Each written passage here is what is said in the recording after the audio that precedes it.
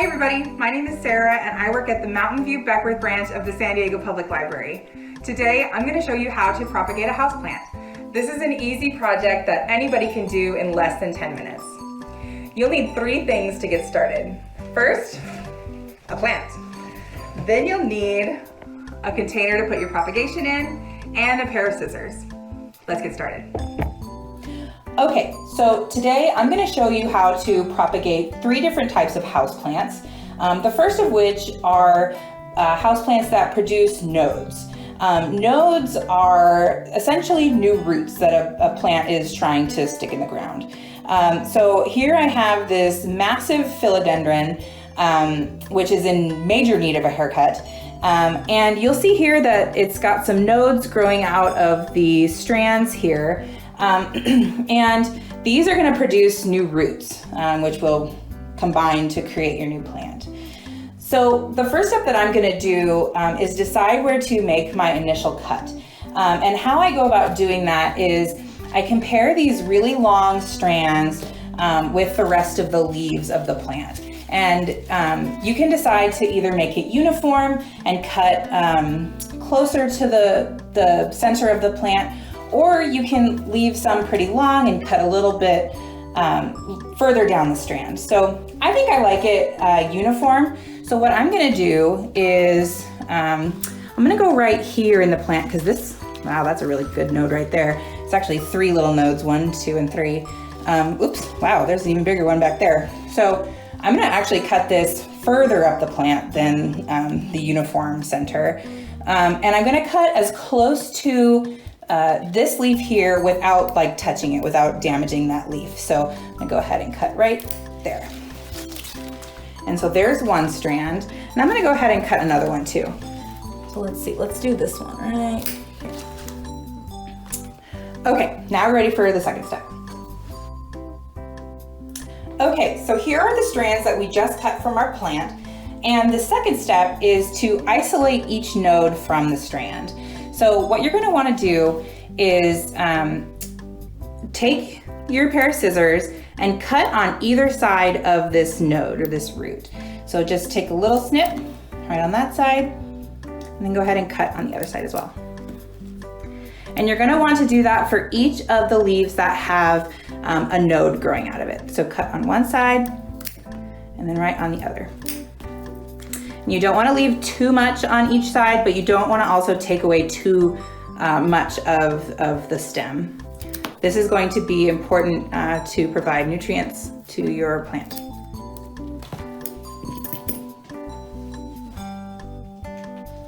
Okay, so here are the cuttings from our strand, and we're ready to move on to the next step.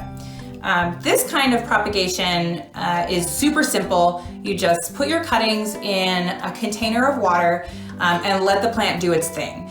So I have 2 different types of containers here.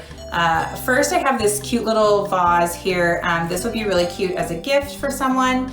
And I'm just gonna go ahead and stick those right in there. Perfect, okay.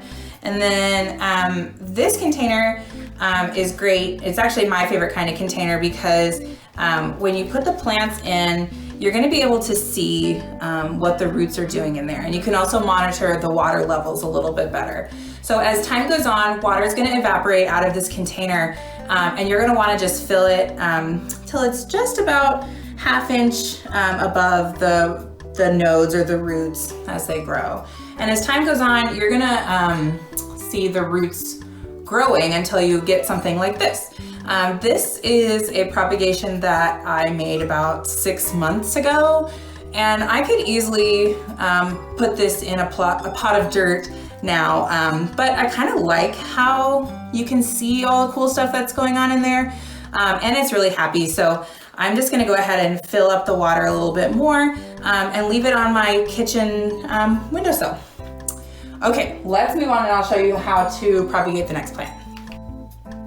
Okay, so here is a Chinese money plant, and this is one of my favorite house plants to propagate because it has so many of these little babies that are super easy to take out and propagate either in water or in soil like I'm gonna do here. So first thing I'm gonna do is isolate one of these babies, and what I've done here is I've dug out the root system a little bit, so I very gently plucked it out of the mother plant, making sure not to tear any of the mother plant's roots. If you do a couple, it's okay, it's gonna survive. But what I'm gonna do is go ahead and knock off most of the dirt so that you can see the root that's exposed. And then I'm gonna take this into a new container. This is just potting soil that's very lightly moistened. And I'm gonna go ahead and dig a little hole with my finger, stick this little guy right in there, and cover up the root ball and just push down very lightly. If I was near a sink, I would go ahead and just squirt a little bit of water in there, and it's good to go. Now, this will grow roots in the soil, and you can go ahead and pot it up as it grows bigger.